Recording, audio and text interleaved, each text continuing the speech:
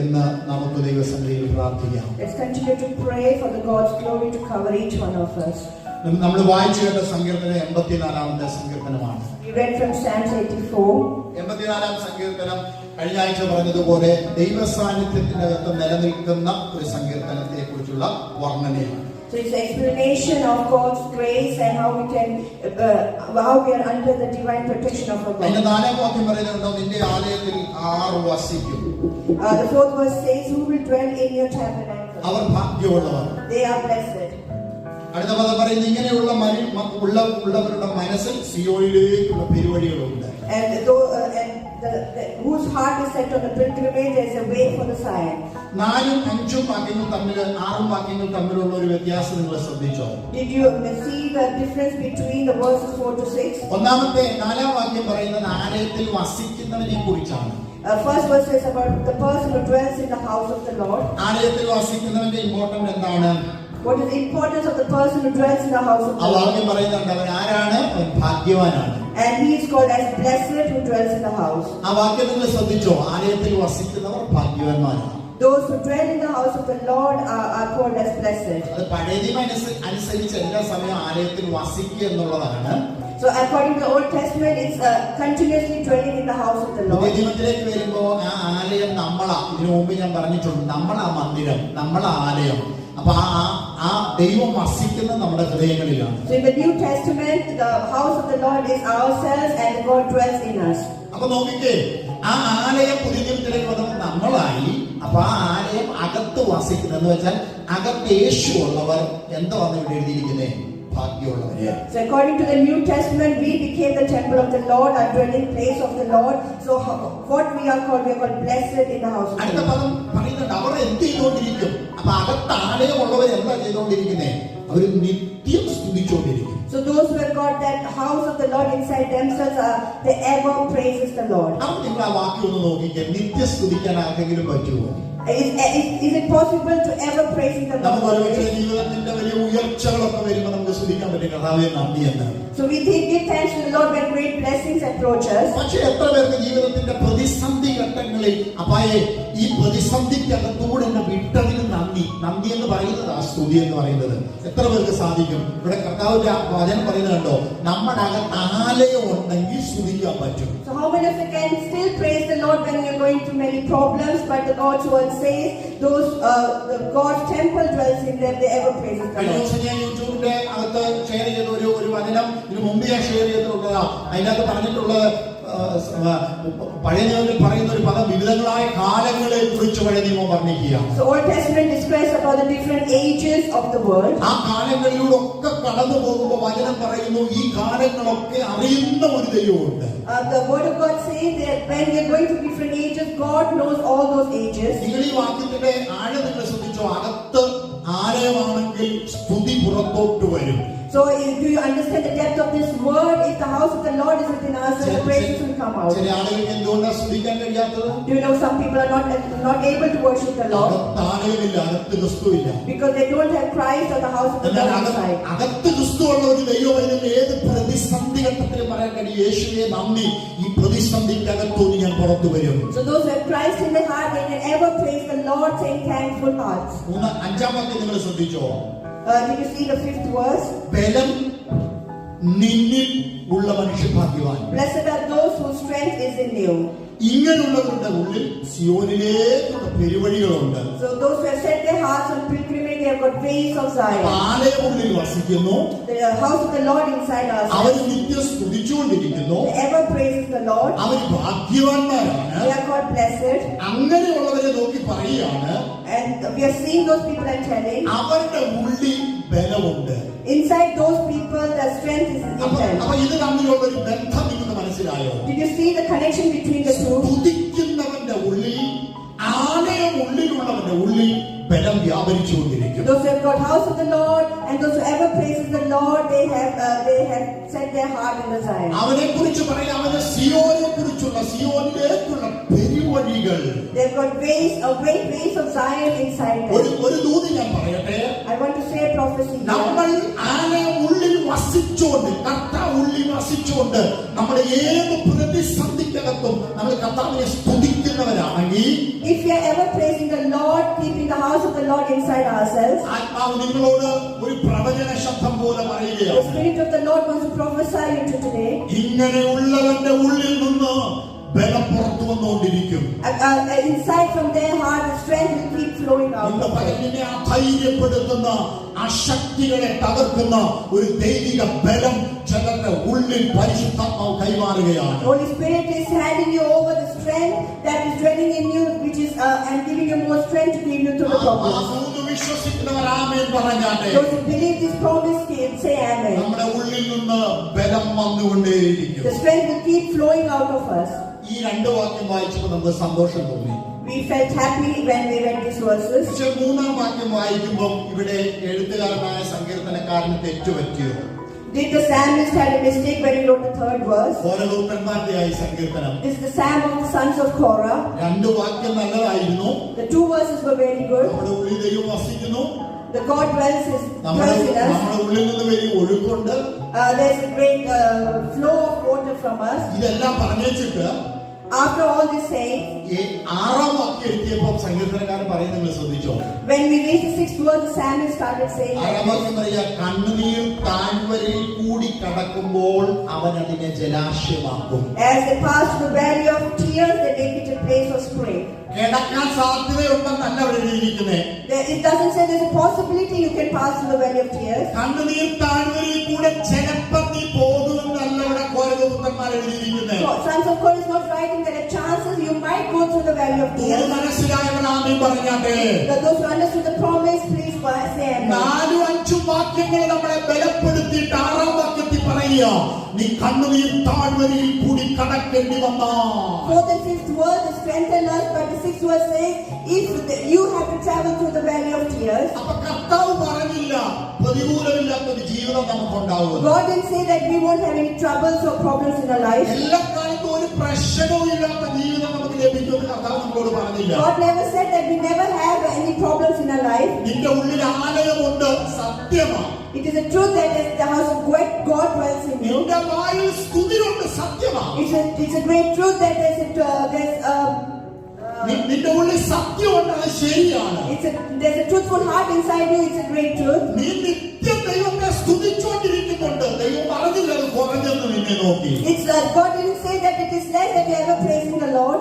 സിയോനിലേക്കുള്ള പെരുവഴികൾ നിന്റെ ഉള്ളിലുണ്ട്, സത്യമാണ്. There's a great valley to Zion inside you. നീ സിയോനിലേക്കുള്ള പെരുവഴിയിൽ അതിവേഗം യാത്ര ചെയ്തുകൊണ്ടിരിക്കുക, സത്യമാണ്. You are traveling very speedily to the valley of Zion. ആറാം വാക്യം പറയുക, നീ കണ്ണുനീർ താഴ്വരയ്ക്കകത്തൂടെ നീ കടക്കേണ്ടി വരും. But the 6th verse says that you have to travel to the valley of tears. ഈ വാക്യത്തിൽ നിന്നുകൊണ്ട് നമുക്ക് യെശയ്യാ പ്രവചന പുസ്തകം 45-ാം അധ്യായം 43-ാം അധ്യായം ഒക്കെ വായിക്കുമ്പോ ഇച്ചിരി ആഴമായിട്ട് അതിന്റെ ദൂതിനെ നമുക്ക് ഒന്നുകൂടെ വിവരിച്ചു മനസ്സിലാക്കാൻ നമുക്ക് ആമേൻ സാധിക്കും. If you connect this verse to Isaiah chapter 43 and 45, we can read in very depthfully. ആ വാക്യങ്ങളിലൊക്കെ ഇതിന്റെ ആഴം ഇച്ചിരൂടെ 43-ാം അധ്യായത്തിലൊക്കെ യെശയ്യാ ഇച്ചിരൂടെ പറയുന്നുണ്ട്. Isaiah is explaining more in depth in the chapter 43. ഇപ്പോഴോ യാക്കോബേ, but now see Jacob, നിന്നെ സൃഷ്ടിച്ചവരും the Lord who created you, ഇസ്രായേലേ നിന്നെ നിർമ്മിച്ചവനെ യഹോവ ഇപ്രകാരം അരുളിച്ചെയ്യുന്നു, the Lord who has made you is declaring like this, ഭയപ്പെടണ്ട, fear not, ഞാൻ നിന്നെ വീണ്ടെടുത്തിരിക്കുന്നു, for I have redeemed you, ഞാൻ നിന്നെ പേര് ചൊല്ലി വിളിച്ചിരിക്കുന്നു, I have called you by name, നീ എനിക്കുള്ളവൻ തന്നെ, you are mine. നീ അവിടെ അത്രയും പറയുന്ന പദം കണ്ടോ, ഞാൻ നിന്നെ ഭയപ്പെടണ്ട, നിന്നെ വീണ്ടെടുത്തിരിക്കുന്നു, പേര് ചൊല്ലി വിളിച്ചിരിക്കുന്നു. It says, fear not, I have redeemed you, I have summoned you by name, നീ എനിക്കുള്ളവൻ തന്നെയാ, you are only mine.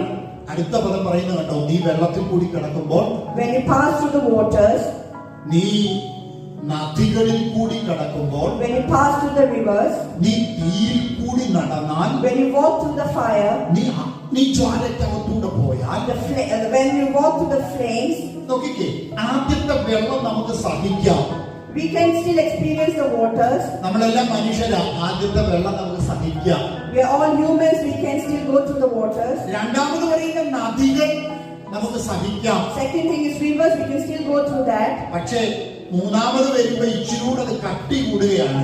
The third, it's like the depth is increasing. തീയായി മാറുകയാണ്. It is changing into a fire. വെള്ളമെന്ന പ്രതിസന്ധി, നദികളെന്ന പ്രതിസന്ധി ഇച്ചിരൂടെ യെശയ്യാവ് എഴുതി വരുമ്പോൾ അത് തീയായി മാറുകയാണ്. Yeshua is writing the problems of water and river is turning into a fire. വെള്ളം പോലെ അല്ലല്ലോ തീ. The water is not like fire. അത് ചില നിമിഷം കൊണ്ട് ദഹിപ്പിച്ച് കളയുന്നതാ. Fire will just vanish everything in seconds. ഇച്ചിരൂടെ താഴെ എത്തിയപ്പോൾ അത് ഇച്ചിരൂടെ യെശയ്യാവ് വർണ്ണിക്കുക അഗ്നിജ്വാലയായി. So Yeshua is explaining more in depth, is turning into flames of fire. ആ പ്രതിസന്ധിയുടെ ഘനം കൂടുന്നത് കണ്ടോ?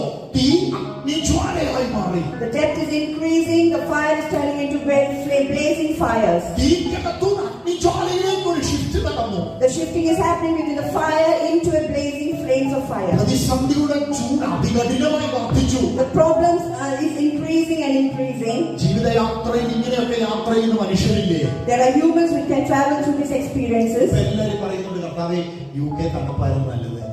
Many of us are saying that UK is good for winter. ഒരുപാട് പേര് പറഞ്ഞു എന്റെ ദൈവമേ തണുപ്പൊന്നും ചൂടൊന്നും വന്നിരുന്നെങ്കിൽ ചൂടൊന്നും വന്നിരുന്നെങ്കിൽ നമ്മളൊന്ന് പ്രാർത്ഥിക്കുകയായിരുന്നു ഓരോ വർഷവും ദൈവമേ ആ ചൂടൊക്കെ ഒന്ന് വന്നായിരുന്നെങ്കിൽ. ഇപ്പൊ അതേട്ട് ചൂട് വന്നപ്പോ മനസ്സിലായി ഇവിടെ ഒന്നും നിൽക്കാൻ നോക്കുകയല്ല, അതികഠിന ചൂട്. We were praying that so that we can have some summer in UK, but when the summer came, it's very hard to stay here. ഞാനാണെ വീടിന്റെ പുറകൊക്കെ വെള്ളം അടിച്ച് നനയ്ക്കുക, വീടിന്റെ ടെറസിലൊക്കെ വെള്ളം അടിക്കുക. I'm just putting water everywhere. അത്ര ചൂട്, അതികഠിനമായ ചൂട്. And because there's scorching heat everywhere. നോക്കിക്കേ, വെള്ളത്തിൽ നിന്ന് അതികഠിനമായ പ്രതിസന്ധിയിലേക്ക് ഒരു ഷിഫ്റ്റ് നടക്കുക. The shifting is happening to a very great tribulation and problem from water to the fire. ഇവിടെ യെശയ്യാവ് വർണ്ണിക്കുന്നതിനാണ് നിങ്ങൾക്ക് മനസ്സിലായോ? Did you understand the depth Isaiah is trying to explain? പ്രതിസന്ധി പെട്ടെന്നുണ്ടാകുന്നതല്ല. The problem doesn't arise all of a ഈ sudden. പ്രതിസന്ധി പയ്യെ പയ്യെ വർദ്ധിച്ചു വരിക. It increases slowly day by day. വർദ്ധിച്ചു വന്നിട്ട് ഇത് അഗ്നിജ്വാലയായി മാറുക. And this turns into a blazing flames of fire. പക്ഷെ വെള്ളത്തിൽ കൂടെ കടന്നപ്പോ യെശയ്യാവ് പറഞ്ഞു ഇല്ല, നീ തകരത്തില്ല. When we travel to the waters, I said, no, we will not be destroyed. അറിയാമോ, നീ വെള്ളത്തിൽ കൂടെ കിടക്കുമ്പോൾ ഞാൻ കൂടെയുണ്ട്. Because when you walk to the waters, I am with oh, you.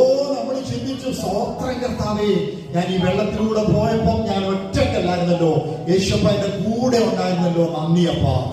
We started thanking God, saying, Lord, thank you for being with us because I am not alone, you are with me. അവിടെ എഴുതിയിരിക്കാതെ നദിയല്ല, നദികളായി മാറി എന്ന് വെച്ചാൽ ആ വെള്ളം ഒന്നിലധികം ഒഴുക്കുകളായി പല വശത്തും ഒഴുകി വരാൻ തുടങ്ങി, നദികളായി മാറിയത്. So that water turned into many springs of rivers and started flowing into many sides. അപ്പൊ അവിടെ എഴുതിയിരിക്കുന്ന പദം കണ്ടോ, ഇനി വെള്ളം മാറി വിവിധയിടങ്ങളിൽ നിന്ന് നദിയായി വരാൻ തുടങ്ങിയപ്പോ അവിടെ യെശയ്യാവ് പറയുക, വെള്ളത്തിൽ കൂടെ ഞാൻ കൂടെ ഇരുന്നു, പക്ഷെ നദി വന്നപ്പോ അത് നിന്റെ മീതെ വരത്തില്ല എന്ന് വെച്ച ഒരു സംരക്ഷണത്തിന്റെ കരം നിന്റെ മീതെ പൊന്മാനവണ്ണം ഞാൻ വെച്ചിട്ടുണ്ട്. When the waters turned into many flowings of rivers, God said, I am with you and I will not allow it to sweep over you. ആത്മാവ് ചിലരോട് ദൂത് പറയുന്നു. Because the Spirit is talking to you. നീ ചിന്തിക്കുന്ന നാല് വശത്തുനിന്ന് നിന്റെ നേരെ ആർത്തിരച്ചു വരുന്ന നദി നിന്നെ മുക്കിക്കളയുമെന്ന്. You have a thought that this river coming from many sides will try to drown you. എന്നാൽ ആത്മാവ് ചിലരോട് പ്രവചിച്ചു പറയാൻ പറയുന്നു. But the Spirit is trying to prophesy to you today. ആ നദി വരുന്നത് സത്യമാണ്. That river will definitely come, is the truth. പക്ഷേ നിന്റെ മീതെ അത് പൊങ്ങണമെങ്കിൽ ഞാൻ പറയണോ? But if it has to sweep over you, I should command them. എത്ര പേർക്ക് ദൂതിനാമൻ പറയാൻ How many of you can say amen to the prophecy? നിന്റെ മുഖമെന്ന് പറയുന്ന നദിയെ The rivers that try to sweep over you, ദൈവത്തിന്റെ വചനത്താൽ ശാസിക്കുക. I just command to remove it from the Lord. യേശുവിന്റെ നാമത്തിൽ ചില കുടുംബങ്ങൾക്കെതിരെ ആർത്തു പൊങ്ങുന്ന ചില നദികളിൽ വചനത്തിന്റെ മുമ്പിൽ ഉയരാതെ വന്ന കീഴടങ്ങട്ടെ. Let all the rivers that sweep over the people of God be removed in the name of Jesus from the word of God. അവിടെ നമുക്ക് തരുന്നൊരു വാഗ്ദത്തം എന്താ? There's a promise that is given there. നിന്റെ മീതെ കവിയത്തില്ല. It will not sweep over you. ഇനി അടുത്തത് അവിടുന്ന് പോയി തീയിലോട്ട് പോയി. And from there we travel to the fire. തീയിലോട്ട് നമുക്കുള്ള വാഗ്ദത്തം എന്താ? What is the promise when you travel to the fire? നീ വെന്തു പോകത്തില്ല. You will not get burned. തീ പിന്നെന്തിനുള്ളതാ? What's the purpose of the fire? തീ വേവിക്കാനുള്ളതല്ലേ? The fire is to get the things burned. തീ കത്തിക്കാനുള്ളതല്ലേ? It is to flame it. തീക്കകത്ത് ഒരു വസ്തു ഇട്ടാൽ അത് കത്താതിരിക്കുമോ? If the things is put into the fire, will it not burn? നിങ്ങൾ ലോകത്തിലേക്ക് ശ്രദ്ധിച്ച് തീക്ക് മുമ്പിൽ ഉരുകാത്തതായിട്ടും ഉരുകി മാറാത്തതായിട്ട് എന്തുണ്ട്? In the world, if you see around, there's nothing which can't be burned in the fire. തീക്ക് മുമ്പിൽ എല്ലാം വെന്തുപോകും. And in the fire, everything that blazed and burned. ഞാനത് ദൈവശാസ്ത്രത്തിലൂടെ ഇങ്ങനെ പറയട്ടെ. If you look through the law of the Lord, I would say. തീ എല്ലാത്തിനെയും ദഹിപ്പിക്കുക എന്നുള്ളത് മനുഷ്യന്റെ നിർണയമാണ്. Is the decision of the man that the fire will burn everything. പക്ഷേ ദൈവം പറയുന്ന തീക്കകത്ത് നിന്റെ ലോകത്തെ പോലെ കരിക്കാൻ കഴിയാത്ത ഒരു ദൈവകൃപ ഇറങ്ങി നിൽപ്പുണ്ട്. But if the Lord says there's the grace of the Lord upon you, the fire cannot set you ablaze.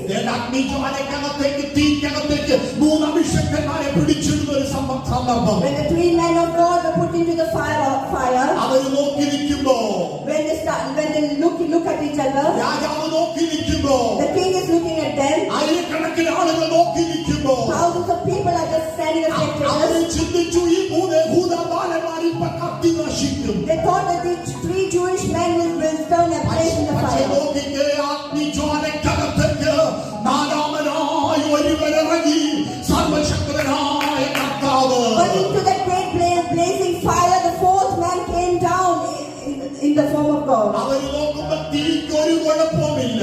When they saw the fire, don't have any problem. തീക്കകത്തേക്ക് ഇടാൻ പോയവര് വെന്തുപോയി. The people who were putting these 3 men were burned. പക്ഷേ ദൈവത്തെ സേവിച്ച ബാലന്മാരുടെ തീക്കകത്ത് കർത്താവ് വെന്തുപോകാതെ നിലനിൽക്കുന്നു. But the 3 men of God who were serving God did not have any touch from the fire. ആത്മാവ് ചിലരോട് പ്രവചിച്ചു പറയുന്നു, Spirit is prophesying to some of us today. നിനക്ക് വന്ന പ്രതിസന്ധി The problems which is coming to you, മറ്റു പലർക്കും വന്നിട്ട് തകർന്നിട്ടുണ്ടാകും. they came to other people but they got destroyed. പക്ഷേ നീ തകരത്തില്ല. But you will not get destroyed. നിന്റെ മേലായിരിക്കുന്ന ശക്തി ഉയരത്തിലെ ശക്തിയാണ്. Because the power which is upon you is from the power from heaven. യേശുവിനോട് പ്രതികരിക്കാൻ നിയോഗമുള്ളവർ respond ചെയ്താട്ടെ. Start responding who has got the understood the meaning of this word. ചിലരോട് ആത്മാവ് പ്രവചിച്ചു പറയുന്നു, The Holy Spirit is prophesying to some of us. നിന്നെ തകർക്കാൻ, നിന്നെ വേവിച്ചു കളയാൻ, നിന്നെ കത്തിച്ചു കളയാൻ,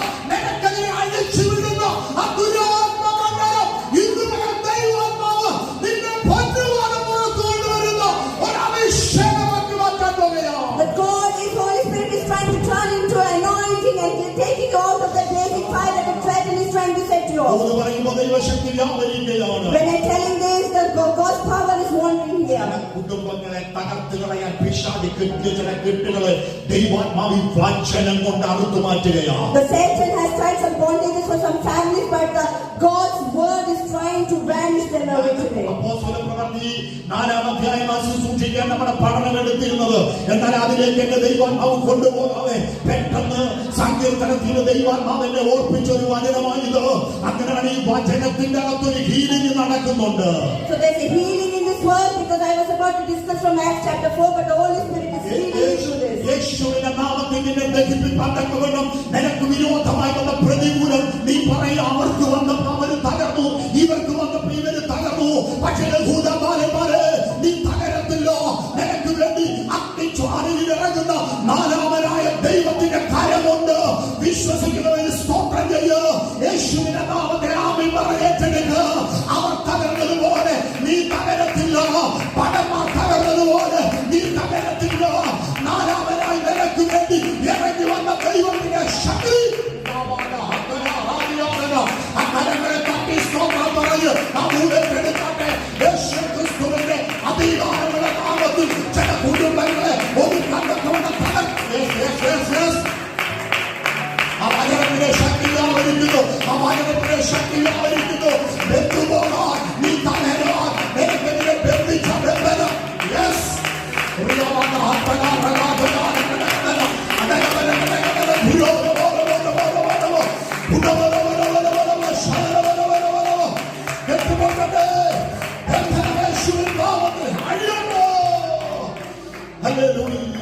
അവിടെ പറയുന്ന 4ാമത്തെ പദം കണ്ടോ, അഗ്നിജ്വാല. The 4th verse says the flames of the fire. അഗ്നിജ്വാലയ്ക്കകത്ത് അവിടെ വചനം പറയുക, അത് നിന്നെ ദഹിപ്പിക്കത്തില്ല. It will not burn you. നമ്മൾ വായിച്ച സങ്കീർത്തനം കണ്ടോ? Did we see the Psalms that we read today? കണ്ണുനീരിന്റെ താഴ്വര. The valley of the tears. നമ്മൾ ഇവിടെ വായിച്ച പല താഴ്വര നമ്മൾ കണ്ടു. There are many valleys that we have seen in the Bible. വെള്ളത്തിന്റെ താഴ്വര, The valley of the waters, നദിയുടെ താഴ്വര, the valley of rivers, തീയുടെ താഴ്വര, the valley of fire, ജ്വാലയുടെ താഴ്വര. the flames of fire of valleys. ഈ താഴ്വരക്കകത്തൊക്കെ മനുഷ്യൻ ഉണ്ടാകുന്ന മറ്റൊരു താഴ്വരയായി ഇവിടെ സങ്കീർത്തനക്കാരൻ പറയുന്നത് കണ്ണുനീരിന്റെ താഴ്വര. With all these valleys, the psalmist describes about the valley of tears. ആരുടെയൊക്കെയോ ഹൃദയത്തിൽ ആത്മാവ് ഇടപെടുന്നു. നമ്മൾ ചില കാലങ്ങളിൽ ഈ കണ്ണുനീരിന്റെ താഴ്വരക്കകത്തൂടെ പോകും. So there are times that we have to go through the valley of tears. മക്കളെ, ആ സങ്കീർത്തനക്കാരന്റെ വർണ്ണന നിങ്ങൾക്ക് മനസ്സിലായോ? ഒന്നോ രണ്ടോ കണ്ണുനീർ പൊള്ളി നീ പൊഴിച്ചെന്നല്ല എഴുതിയിരിക്കുന്ന കണ്ണുനീരിന്റെ താഴ്വരക്കകത്ത്. എന്ന് വെച്ചാൽ എന്റെ കണ്ണിൽ നിന്ന് കണ്ണുനീര് മാറിയ ഒരു സമയം ചില നാളുകൾ കൊണ്ടില്ലെന്ന് പറയുന്നവരില്ലേ? So it's not like 1 or 2 drops of tears, but it's the valley of tears that we have to shed in the front of God, and it has to go through a lifetime. നിങ്ങൾ ആ പദം നോക്കിക്കേ, കണ്ണുനീരിന്റെ താഴ്വര. Did you see that word, the valley of tears? ആത്മാവ് നിങ്ങളോട് ചോദിക്കുന്നു, ഈ ഒരു വാക്ക് പറയത്തക്ക നിലയിലാണോ നമ്മുടെ ജീവിതയാത്ര? The Holy Spirit asking, is our life is like that we have to say this verse? അടുത്ത പദം പറയുക, അവൻ അതിനെ ജലാശയമാക്കും. And the next അവൻ word, പറഞ്ഞാൽ അതുകൊണ്ടിന്റെ മേൽ. next word says, he will make it a place of springs. നമ്മൾ കണ്ടത് കണ്ണുനീരിന്റെ താഴ്വരയാണ്. We have seen the valley of tears. പക്ഷേ കർത്താവ് പറയാ, അതിനെ ദൈവം അതിനെ ജലാശയമാക്കി മാറ്റും. But the Lord says he will turn into a springs of water. കണ്ണുനീർ താഴ്വരക്കകത്തുനിന്നൊരു ഷിഫ്റ്റ് നടക്കുക. എങ്ങോട്ട്? ജലാശയത്തിലേക്ക് ഒരു shift. The shifting is happening from the valley of tears to the place of springs. എത്ര പേർക്ക് ഇതിന്റെയൊക്കെ മർമ്മം മനസ്സിലാകുന്നുണ്ട്?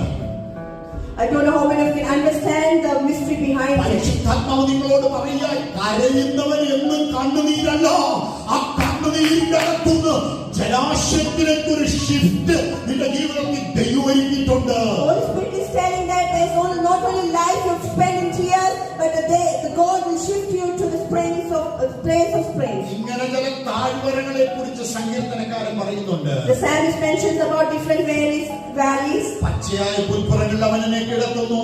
He walks with me to the green pastures. സ്വസ്ഥതയുള്ള വെള്ളത്തിലേക്ക് അവൻ എന്നെ നടത്തുന്നു. He leads me beside the still waters. അടുത്ത പദം നിങ്ങൾ ശ്രദ്ധിച്ചോണേ, എന്റെ പ്രാണനെ അവൻ തണുപ്പിക്കുന്നു. He cools down my soul.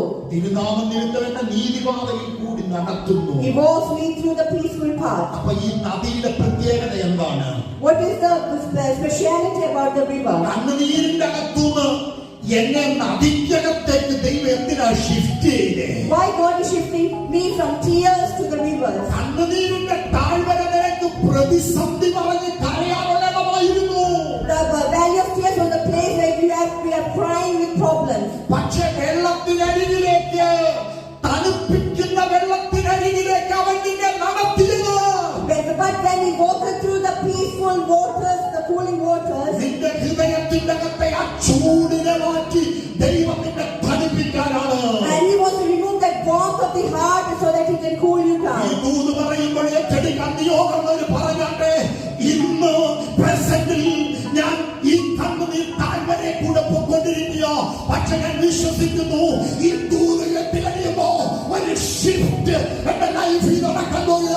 അത് എന്റെ ഹൃദയം പഠിപ്പിക്കുന്ന ഒരു ജലാശയത്തിന്റെ shift. Let's start saying, I am going through the valley of tears, but there's a shifting happening to the cooling waters today. ഈ ദൂത് പറയുമ്പോൾ അസാധാരണ ദൈവ സാന്നിധ്യം ഞാൻ അനുഭവിക്കുന്നു. When I'm telling this, I'm able to experience the extraordinary power of God. മരണനിഴലിന്റെ താഴ്വരകൾ ചില കുടുംബങ്ങളിൽ അടിഞ്ഞു മാറുക. The valley of death is being removed from certain families. ആത്മാവിനെ ആരാധിച്ച സമയം തൊട്ട് ഇങ്ങനെ പറയാൻ പറയുന്നു, ചില മരണാത്മാവിന്റെ താഴ്വരക്കകത്തുനിന്ന് നിന്റെ വീടിന്റെ അകത്ത് ജലാശയം ആനന്ദ നദിയാകാൻ നിന്റെ ഹൃദയത്തെ തണുപ്പിക്കുന്ന ദൈവശക്തിയായി മാറാൻ ദൈവിക എൻകൗണ്ടർ ഇന്ന് തന്നെ ഇതിനകത്ത് ക്ഷണിക്കുന്നു. God's encounter is happening here today to turn the valley of death into springs of water and life. പഴയ നിയമത്തിലേക്ക് നോക്കിക്കേ, ഒരു സഹോദരി കണ്ണുനീരിന്റെ താഴ്വരക്കകത്ത് കിടക്കുക. തന്റെ പേര് Hagar. In the Old Testament, we can see a woman called Hagar. She's lying in the valley of tears. Hagar ഹൃദയത്തിന്റെ അകത്തുനിന്ന് ആണയിട്ട് കരയുക. എന്റെ കൊച്ചിന്റെ മരണം എനിക്ക് കാണണ്ടോ എന്ന് വെച്ചാൽ ജീവിതത്തിന്റെ വലിയൊരു തകർച്ച. ഹാഗാറിനെ നമുക്ക് സമമിട്ട് പറയാം, കണ്ണുനീരിന്റെ താഴ്വരക്കകത്ത് കിടക്കുന്ന സഹോദരി. So we can mention Hagar as a lady lying in the valley of tears. She's crying, telling, I don't want to see the death of my son. പുതിയ നിയമത്തിലേക്ക് നിങ്ങളൊന്ന് നോക്കിക്കേ, പഴയ നിയമത്തിലേക്ക് നിങ്ങളൊന്ന് നോക്കിക്കേ, കണ്ണുനീരിന്റെ താഴ്വരക്കകത്ത് കിടക്കുന്ന ഒരു സഹോദരി ആലയത്തിൽ ചെന്ന് കണ്ണുനീർ താഴ്വരക്കകത്ത് കിടന്ന് കരയുക. ആ സഹോദരിയുടെ പേരാ Hannah. You can see a woman called Hannah who is lying in the valley of tears, going to the temple of God, still crying with the valley of tears. ഹന്നയോട് ചോദിച്ചു, നീ ഇത്ര വേദനയോട് ഈ കണ്ണുനീർ താഴ്വരക്കകത്ത് കിടന്ന് കരയുന്നതെന്തോ? അവൾ പറയുന്നു, എന്റെ പ്രതിസന്ധിയാണ് എന്റെ കാരണം. When we ask Hannah why you're crying with a great pain, with tearful eyes, she will say that there are problems in my life. പഴയ നിയമത്തിൽ നോക്കിയിട്ട് എത്ര ഭക്തന്മാർ കണ്ണുനീർ താഴ്വരക്കകത്തൂടെ പോയി. We can see many servants of God in the Old Testament going to the valley of tears. പുതിയ നിയമത്തിലേക്കൊന്ന് നോക്കിക്കേ, വേറൊരു കുടുംബം കണ്ണുനീർ താഴ്വരക്കകത്ത് കിടക്കുക. അവിടെ എന്താ സംഭവം എന്നറിയാമോ? ഹാഗാറിന്റെ പ്രശ്നമോ, ഹന്നയുടെ പ്രശ്നമോ, ദാവീദിന്റെ പ്രശ്നമോ, ഇയ്യോബിന്റെ പ്രശ്നമോ ഒന്നുമല്ല. ഈ കുടുംബത്തിന്റെ പ്രശ്നം ഏകാന്തരിയായിരുന്ന ലാസർ മരിച്ചുപോയി. ആ വീടിന്റെ പേര് മാർത്തയുടെയും മറിയുടെയും ബഥാന്യയുടെ വീട്, ലാസറിന്റെ വീട്. So in the New Testament we can see a family of Mary and Martha whose only brother died. നോക്കിക്കേ ദൈവമക്കളെ, ഇപ്പൊ ഈ കുടുംബം കണ്ണുനീരിന്റെ താഴ്വരക്കകത്തൂടെ പോകുകയാണ്. And this family is undergoing to the valley of tears. അവരുടെ വിഷയത്തിന് പരിഹാരം കൊടുക്കാൻ ആരുമില്ല. There's no one who can solve their problem. അവരെ സൗഖ്യമാക്കാൻ ആരുമില്ല. There's no one who can heal them. യേശുവിന്റെ അടുത്ത് ആളെ വിട്ടു, യേശുവേ വരണം. 4 ദിവസമായി ആ സ്നേഹിച്ച കർത്താവിനെ കാണുന്നില്ല. They send a message to Jesus. Jesus come, but Jesus didn't come for 4 days. അറിയാമോ, ഈ വീട് കർത്താവിന് വേണ്ടി ഒത്തിരി വില മുടക്കിയ വീടായി. And this family had a huge expense and cost spent their life for the Lord Jesus. 4 ദിവസമായി കർത്താവിനെ കാണുന്നില്ല. But it's been 4 days, Jesus is not being പക്ഷേ seen. നിങ്ങൾ നോക്കിയിട്ട് ആ വീട്ടിലേക്ക് ഇതാ യേശു വരുന്നു. But see, through that house, Jesus is നിങ്ങൾ coming. നോക്കിയിട്ട് ആ വീട്ടിലേക്ക് ഇതാ യേശു വരുന്നു. Jesus is coming to that house. അവിടെ കർത്താവ് പറയുന്നു, അവരുടെ പ്രതിസന്ധികൾ കണ്ടപ്പോ യേശു കണ്ണുനീർ വാർത്തു. And Jesus, the word of God says, Jesus saw the family and he also started crying. ഹാഗാറിന് വേണ്ടി ദൈവം ജലാശയങ്ങളെ തുറന്നാണ് കണ്ണുനീർ ഉത്തരം കൊടുത്തത്.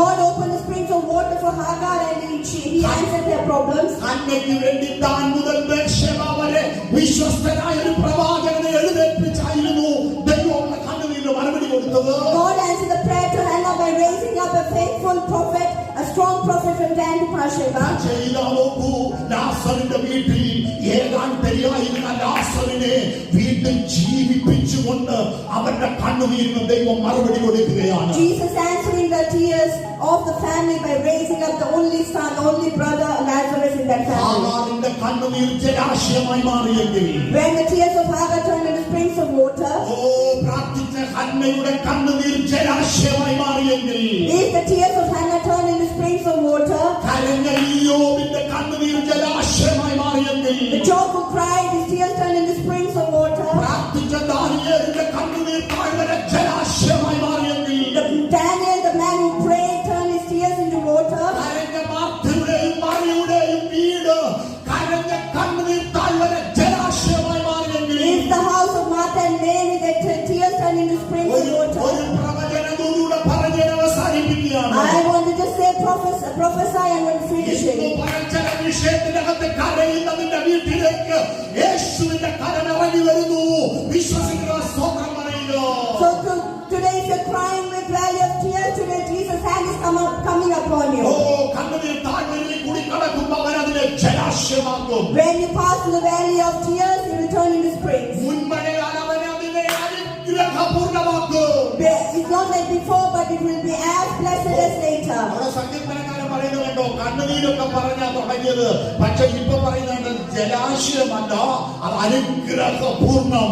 Psalmist starts with a tear, but it's not ending with just praise, but it's a great blessing. അടുത്തിരിക്കുന്നവർക്ക് കൈ കൊടുത്ത് പറഞ്ഞ് കണ്ണുനീർ അനുഗ്രഹമായി മാറാൻ പോവാണെന്ന്. Give hands to each other and say, tears is turning into joy and blessing. പറയുന്നത് ഒരു prophetical ശബ്ദമാണ്. It is a prophetical word. നിന്റെ കണ്ണുനീർ അനുഗ്രഹമാകാൻ പോകാം. Your tears are turning into blessing. പകൽ ആത്മാവ് സഭയോട് പ്രവചിക്കുന്നു. Spirit is prophesying to the church today. നിനക്ക് വിരോധമായി ശത്രു എഴുതിയ കണ്ണുനീര് The Satan was written the tears for you. യേശുവിന്റെ നാമത്തിൽ ജലാശയമാകട്ടെ. In the name of Jesus, let them turn into praise. അത് അനുഗ്രഹമാകട്ടെ. Let them turn into blessing. ഏഴാം വാക്യം കൂടെ വായിച്ചു നമ്മള് പാട്ടുപാടി കർത്താവിനെ സ്തുതിക്കാൻ പോവുകയാണ്. We are reading verse 7 and then we are going to worship. അവർ മേൽക്കുമേൽ ബലം പ്രാപിക്കുന്നു. They will gain strength day by day. എല്ലാവരും സിയോനിൽ ദൈവത്തിന്റെ സന്നിധിയിൽ ചെന്നെത്തുന്നു. And they reach the Zion, the dwelling place of the Lord. ആ പദം എല്ലാവരും എന്നോട് ചേർന്നൊന്ന് പറഞ്ഞേ. ആ പദം എല്ലാവരും എന്നോട് ചേർന്നൊന്ന് പറഞ്ഞേ. Let's read it together. Our മേൽക്കുമേൽ They are going up and up. ബലം പ്രാപിക്കുന്നു. They gain strength day by day. എല്ലാവരും Everyone സിയോനിൽ in Zion, ദൈവസന്നിധിയിൽ ചെന്നെത്തുന്നു. they reach the Zion. ഒരു നിമിഷം ദൈവസന്നിധി എഴുന്നേറ്റ് നിൽക്കാം. Let's stand up in the presence of the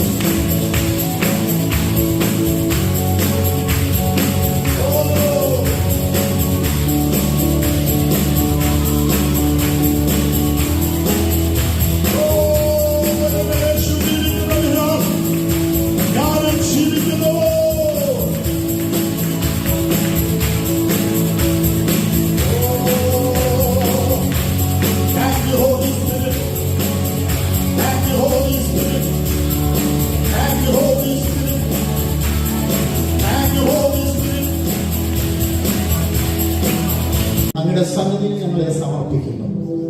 അങ്ങയുടെ സാന്നിധ്യത്തിന് മുമ്പ് ഞങ്ങളെ തന്നെ ഞങ്ങൾ സറണ്ടർ ചെയ്യുന്നു. We are surrendering in the presence of the Lord. വിശുദ്ധാത്മാവേ, അങ്ങയുടെ സാന്നിധ്യം ഇതിനകത്ത് ചലിക്കുന്നതിനായി സ്തോത്രം. The healing power. ചില മൗണ്ടനുകളെ മൂവ് ചെയ്യുന്ന the healing anointing.